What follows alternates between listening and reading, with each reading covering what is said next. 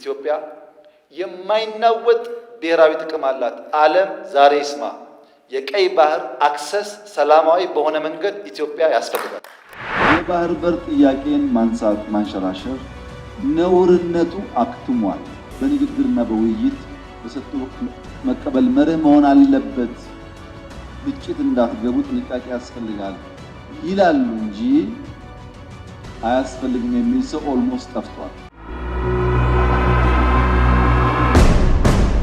ቀይ ባህርና አባይ ኢትዮጵያን የሚበይኑ ከኢትዮጵያ የተቆራኙ ለኢትዮጵያ እድገትና ጥፋት መሰረት ናቸው። 50 ሚሊዮን ነበርክ። አሁን በ2030 150 ሚሊዮን ልትሆን ነው።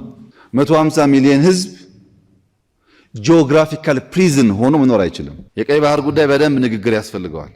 አንናገረውም፣ አናነሳውም፣ ለግጭት ነው እንደዛ አይደለም። ግጭት የሚባል እኛ አንፈልግም፣ ግን እናነሳዋለን።